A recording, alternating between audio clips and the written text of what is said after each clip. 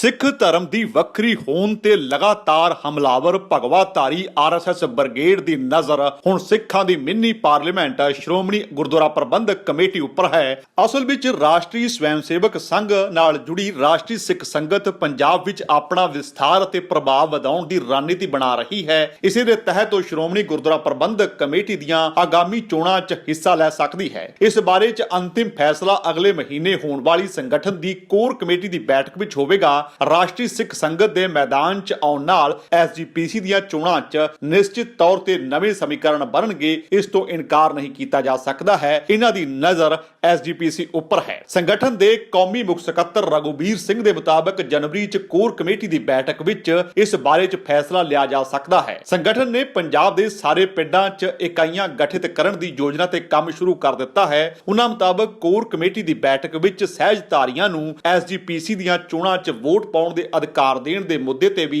ਚਰਚਾ ਹੋਣੀ ਹੈ। ਅੰਮ੍ਰਿਤਸਰ 'ਚ ਹੋਈ ਸੰਗਠਨ ਦੀ ਜ਼ਿਲ੍ਹਾ ਪੱਧਰੀ ਬੈਠਕ ਵਿੱਚ ਪਿਛਲੇ ਮਹੀਨੇ ਰਘੁਬੀਰ ਸਿੰਘ ਆਏ ਸਨ। ਉਸ ਬੈਠਕ ਵਿੱਚ ਹੀ ਵੱਖ-ਵੱਖ ਸਿੱਖ ਸੰਗਠਨਾਂ ਦੇ ਨੁਮਾਇੰਦਿਆਂ ਨੇ ਰਾਸ਼ਟਰੀ ਸਿੱਖ ਸੰਗਤ ਦੇ ਅਹੁਦੇਦਾਰਾਂ ਦੇ ਸਾਹਮਣੇ ਐਸਜੀਪੀਸੀ ਦੀਆਂ ਚੋਣਾਂ ਦੇ ਲਈ ਕੋਈ ਗਠਬੰਧਨ ਤਿਆਰ ਕਰਨ ਦਾ ਵਿਚਾਰ ਕੀਤਾ ਸੀ। ਰਾਸ਼ਟਰੀ ਸਿੱਖ ਸੰਗਤ ਦੀਆਂ ਇਹਨਾਂ ਵਧਦੀਆਂ ਗਤੀਵਿਧੀਆਂ ਦਾ ਅਸਰ ਐਸਜੀਪੀਸੀ ਚੋਣਾਂ 'ਚ ਦਿਖਾਈ ਦੇਵੇਗਾ। ਸ਼੍ਰੋਮਣੀ ਅਕਾਲੀ ਦਲ ਅਤੇ ਭਾਜਪਾ ਦਾ ਗਠਬੰਧਨ ਟੁੱਟਣ ਤੋਂ ਬਾਅਦ ਇਹ ਪਹਿਲੀਆਂ ਚੋਣਾਂ ਹੋਣੀਆਂ ਹਨ। ਰਾਸ਼ਟਰੀ ਸਿੱਖ ਸੰਗਤ ਕਦੇ ਐਸਜੀਪੀਸੀ ਦੀਆਂ ਚੋਣਾਂ 'ਚ ਨਹੀਂ ਉਤਰੀ ਹੈ, ਪਰ ਕਿਉਂਕਿ ਭਾਜਪਾ ਦਾ ਅਕਾਲੀ ਦਲ ਤੋਂ ਗੱਠਜੋੜ ਰਿਹਾ ਹੈ, ਇਸ ਲਈ ਅਕਾਲੀ ਦਲ ਦਾ ਹੀ ਸਮਰਥਨ ਕਰਦੀ ਰਹੀ। ਪਰ ਹੁਣ ਹਾਲਾਤ ਵੱਖਰੇ ਹਨ। ਕਈ ਸਾਲਾਂ ਤੋਂ ਐਸਜੀਪੀਸੀ ਤੇ ਸ਼੍ਰੋਮਣੀ ਅਕਾਲੀ ਦਲ ਦਾ ਇੱਕਸਾਰ ਕਬਜ਼ਾ ਹੈ, ਪਰ ਇਸ ਵਾਰ ਪਰਿਸਥਿਤੀਆਂ ਬਦਲੀਆਂ ਹੋਈਆਂ ਹਨ। ਪੰਥਕ ਮੋਰਚੇ ਦੇ ਸ਼੍ਰੋਮਣੀ ਅਕਾਲੀ ਦਲ ਪਛੜੀ ਪਈ ਹੈ। ਉਸ ਵਿੱਚ ਕਈ ਤਰ੍ਹਾਂ ਦੀ ਫੁੱਟ ਪਈ ਹੈ। ਪਾਰਟੀ ਸੱਤਾ ਤੋਂ ਬਾਹਰ ਹੈ ਅਤੇ ਭਾਜਪਾ ਦੇ ਨਾਲ ਗਠਬੰਧਨ ਟੁੱਟ ਚੁੱਕਾ ਹੈ। ਸੋ ਹਾਲਾਤ ਪਹਿਲਾਂ ਨਾਲੋਂ ਵੱਖ ਹਨ। ਦੂਜੇ ਪਾਸੇ ਆਪਣੇ ਦਮ ਤੇ ਵਿਧਾਨ ਸਭਾ ਦੀਆਂ ਸਾਰੀਆਂ ਸੀਟਾਂ ਤੇ ਉਤਰਨ ਜਾ ਰਹੀ ਭਾਜਪਾ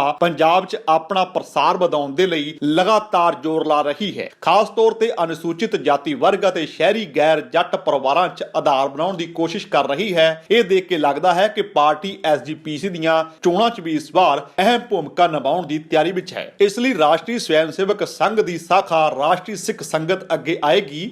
ਉਹ ਇੱਥੇ ਪਹਿਲਾਂ ਹਰ ਪਿੰਡ ਵਿੱਚ ਆਪਣੇ ਪੈਰ ਜਮਾਉਣ ਦਾ ਕੰਮ ਕਰ ਰਹੀ ਹੈ। ਉਹ ਸਹਿਜਧਾਰੀਆਂ ਨੂੰ ਵੋਟ ਦਾ ਹੱਕ ਦਿਵਾਉਣ ਦਾ ਮੁੱਦਾ ਵੀ ਲਗਾਤਾਰ ਚੁੱਕ ਰਹੀ ਹੈ। ਦਰਅਸਲ ਸ਼੍ਰੋਮਣੀ ਅਕਾਲੀ ਦਲ ਨੇ ਭਾਜਪਾ ਨਾਲ ਗੱਠਜੋੜ ਸਰਕਾਰ ਤੇ ਦਬਾਅ ਬਣਾ ਕੇ 2016 ਵਿੱਚ ਸਹਿਜਧਾਰੀਆਂ ਤੋਂ VOTING ਦਾ ਅਧਿਕਾਰ ਖੋਹ ਲਿਆ ਸੀ ਅਤੇ ਇਸ ਦੇ ਲਈ ਬਕਾਇਦਾ ਸੰਸਦ ਵਿੱਚ ਗੁਰਦੁਆਰਾ ਐਕਟ ਵਿੱਚ ਸੋਧ ਕਰਵਾਈ ਸੀ। ਉਸ ਸਮੇਂ ਸ਼੍ਰੋਮਣੀ ਅਕਾਲੀ ਦਲ ਭਾਜਪਾ ਦੇ ਨਾਲ ਸੀ, ਇਸ ਲਈ ਪਾਰਟੀ ਨੇ ਕਦਮ ਚੁੱਕ ਲਿਆ। ਹੁਣ ਦੋਵੇਂ ਦਲਾਂ ਦੀਆਂ ਰਾਹਾਂ ਵੱਖ ਹਨ ਤਾਂ ਇਸ ਮੁੱਦੇ ਨੂੰ ਫਿਰ ਤੋਂ ਉਭਾਰ ਕੇ ਭਾਜਪਾ ਸਹਿਜਧਾਰੀਆਂ ਨੂੰ ਆਪਣੇ ਪੱਖ ਵਿੱਚ ਕਰ ਸਕਦੀ ਹੈ। ਇਹ ਦਾਅਵ ਵੱਡਾ ਹੋ ਸਕਦਾ ਹੈ। ਸੋ ਐਸਜੀਪੀਸੀ ਚੋਣਾਂ ਨੂੰ ਲੈ ਕੇ ਇਹ ਗੋਂਦਾਂ ਅੰਦਰ ਖਾਤੇ ਗੁੰਦੀਆਂ ਜਾ ਰਹੀਆਂ ਹਨ। ਇਸ ਦੇ ਨਾਲ ਹੀ ਤੁਹਾਨੂੰ ਇਹ ਦੱਸ ਦਈਏ ਕਿ ਸਹਿਜਧਾਰੀ ਮਸਲਾ ਹੈ ਕੀ ਤੇ ਸਹਿਜਧਾਰੀ ਮੁੱਦਾ ਹੈ ਕੀ। ਜੋ ਲੋਕ ਸਿੱਖੀ ਸਰੂਪ 'ਚ ਪੂਰੇ ਕੇਸ ਅਤੇ ਦਾੜੀ ਨਹੀਂ ਕਟਵਾਉਂਦੇ, ਉਹਨਾਂ ਨੂੰ ਗੁਰਦੁਆਰਾ ਚੋਣਾਂ 'ਚ ਵੋਟ ਪਾਉਣ ਦਾ ਅਧਿਕਾਰ ਹੈ। ਪਰ ਸਿੱਖ ਹੁੰਦੇ ਹੋਏ ਵੀ ਜੋ ਲੋਕ ਦਾੜੀ ਕੇਸ ਕਟਵਾਉਂਦੇ ਹਨ, ਉਹ ਸਹਿਜਧਾਰੀ ਕਹਾਉਂਦੇ ਹਨ, ਉਹਨਾਂ ਨੂੰ ਵੋਟ ਦੇ ਅਧਿਕਾਰ ਤੋਂ ਵਾਂਝਾ ਕਰ ਦਿੱਤਾ ਗਿਆ ਹੈ। ਸਹਿਜਧਾਰੀ ਪਾਰਟੀ ਨੇ ਇਸ ਫੈਸਲੇ ਨੂੰ ਹਾਈ ਕੋਰਟ ਵਿੱਚ ਚੁਣੌਤੀ ਦਿੱਤੀ ਅਤੇ ਉੱਥੋਂ ਉਸ ਨੂੰ ਜਿੱਤ ਮਿਲ ਗਈ ਸੀ। ਐਸਜੀਪੀਸੀ ਨੇ ਹਾਈ ਕੋਰਟ ਦੇ ਫੈਸਲੇ ਨੂੰ ਸੁਪਰੀਮ ਕੋਰਟ ਵਿੱਚ ਚੁਣੌਤੀ ਦਿੱਤੀ ਸੀ, ਜਿੱਥੇ ਉਹਨਾਂ ਦਾ ਪੱਖ ਵਿੱਚ ਫੈਸਲਾ ਤਾਂ ਹੋ ਗਿਆ, ਪਰ ਸੁਪਰੀਮ ਕੋਰਟ ਨੇ ਕਿਹਾ ਕਿ ਜੇਕਰ ਐਕਟ ਵਿੱਚ ਕੋਈ ਬਦਲਾਅ ਕੀਤਾ ਜਾਣਾ ਹੈ ਤਾਂ ਉਹ ਸੰਸਦ ਵਿੱਚ ਪਾਰਿਤ ਕਰਵਾਇਆ ਜਾਏ। ਪ੍ਰਸ਼ਾਸਨਿਕ ਆਦੇਸ਼ ਨਾਲ ਇਸ ਨੂੰ ਨਹੀਂ ਬਦਲਿਆ ਜਾ ਸਕਦਾ। 2016 ਵਿੱਚ ਕੇਂਦਰ ਸਰਕਾਰ ਨੇ ਸਹਿਜਧਾਰੀਆਂ ਤੋਂ ਵੋਟ ਦਾ ਅਧਿਕਾਰ ਖੋਹਣ ਵਾਲਾ ਬਿੱਲ ਪਾਰਿਤ ਕਰ ਗੁਰਦੁਆਰਾ ਐਕਟ ਵਿੱਚ ਸੋਧ ਕਰ ਦਿੱਤੀ ਸੀ, ਪਰ ਉਸ ਤੋਂ ਬਾਅਦ ਹੁਣ ਇੱਕ ਵਾਰ ਫਿਰ ਇਹ ਮਸਲਾ ਚਰਚਾ ਵਿੱਚ ਹੈ। ਪਰ ਇਸ ਵਾਰ ਹਾਲਾਤ ਬਿਲਕੁਲ ਵੱਖਰੇ ਹਨ। ਇਸ ਵੇਲੇ ਅਕਾਲੀ ਦਲ ਤੇ ਬੀਜੇਪੀ ਦਾ ਗੱਠਜੋੜ ਟੁੱਟ ਚੁੱਕਾ ਹੈ। ਹਾਲਾਂਕਿ ਉਸ ਵੇਲੇ ਦੋਵੇਂ ਭਾਈਵਾਲ ਸਨ ਤੇ ਫੈਸਲਾ ਪਾਰਲੀਮੈਂਟ ਵਿੱਚ ਸਹਿਜਧਾਰੀਆਂ ਦੇ ਖਿਲਾਫ ਕਰਵਾ ਲਿਆ ਗਿਆ ਸੀ। ਪਰ ਇਸ ਵੇਲੇ ਬੀਜੇਪੀ ਕਿਉਂਕਿ ਪੰਜਾਬ ਵਿੱਚ ਇਕੱਲੇ ਤੌਰ ਤੇ ਵਿਚਰ ਰਹੀ ਹੈ ਤਾਂ ਉਸ ਦੀ ਨਜ਼ਰ ਐਸਜੀਪੀਸੀ ਚੋਣਾਂ ਤੇ ਬਰਾਬਰ ਬਣੀ ਹੋਈ ਹੈ। ਪਰ ਇਸ ਦਰਮਿਆਨ ਚਰਚੇ ਇਹ ਵੀ ਹਨ ਕਿ ਆਰਐਸਐਸ ਦੀ ਸਾਖਾ ਰਾਸ਼ਟਰੀ ਸਿੱਖ ਸੰਗਤ ਐਸਜੀਪੀਸੀ ਚੋਣਾਂ ਵਿੱਚ ਆਪਣੀ ਕਿਸਮਤ ਅਜਮਾ ਸਕਦੀ ਹੈ ਤੇ ਜੇ ਉਹ ਅਜਿਹਾ ਕਰਦੀ ਹੈ ਤਾਂ ਉਸ ਦੀ ਸਿੱਧੀ ਨਜ਼ਰ ਐਸਜੀਪੀਸੀ ਦੇ ਸਿੰਘਾਸਨ ਉੱਪਰ ਹੈ। ਜੇਕਰ ਤੁਹਾਨੂੰ ਸਾਡਾ ਇਹ ਉਪਰਾਲਾ ਚੰਗਾ ਲੱਗਾ ਹੈ ਤਾਂ ਇਸ ਨੂੰ ਲਾਈਕ ਕਰੋ, ਸ਼ੇਅਰ ਕਰੋ ਅਤੇ ਸਾਡੇ YouTube ਚੈਨਲ ਨੂੰ ਸਬਸਕ੍ਰਾਈਬ ਕਰੋ।